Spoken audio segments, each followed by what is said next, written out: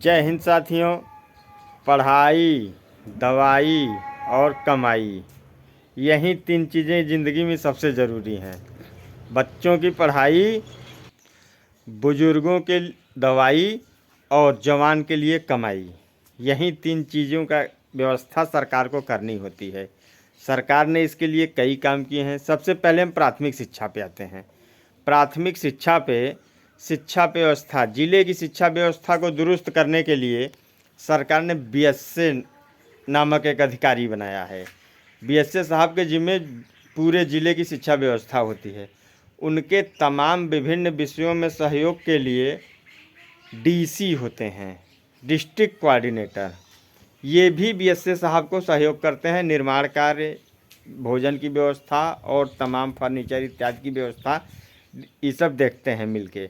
लेकिन बीएसए महोदय, एक गांव की पुरानी कहावत है कि अगर बाढ़ ही खेत को खाने लगे तो क्या होगा। तो बीएसए महोदय इस समय खेत खाने वाले बाढ़ की तरह हो गए हैं।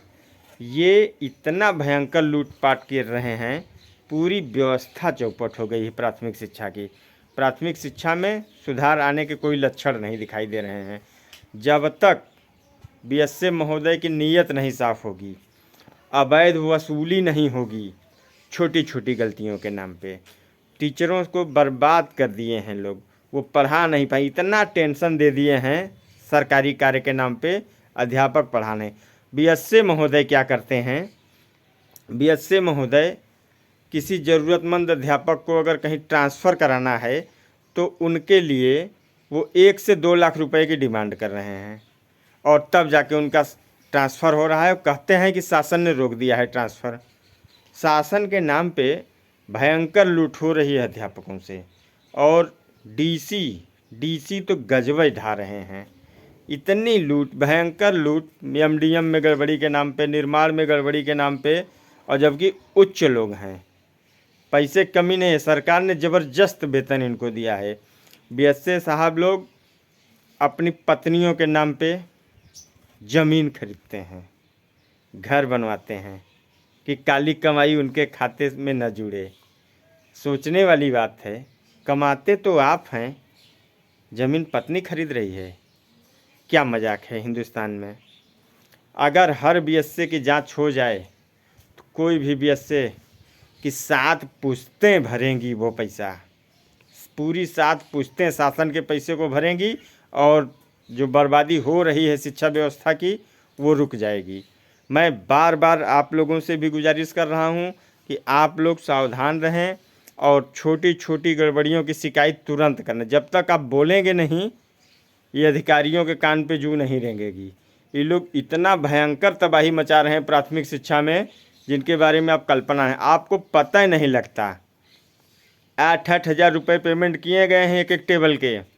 फर्में उस ज़िले की नहीं आती, फर्में दूसरे ज़िले की आती हैं, ताकि आपको पता न चले कितने का पेमेंट उनको हुआ है।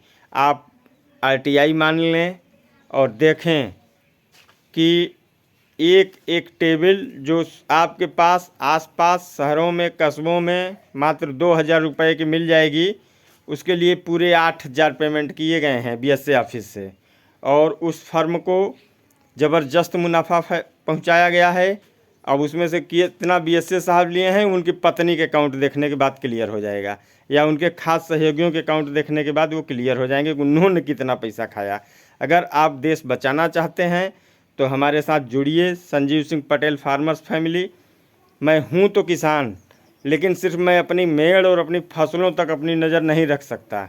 अगर मैं सिर्फ अपनी ही फसल और अपनी उत्पादन तक नज़र रखूँगा तो ये चोर, जो उच्च कुर्सियों पर बैठे हुए चोर हैं, जिन्हें निगरानी के लिए रखा गया था, ये पूरी व्यवस्था खा जाएंगे और हम अब कुछ नहीं कर पाएंगे।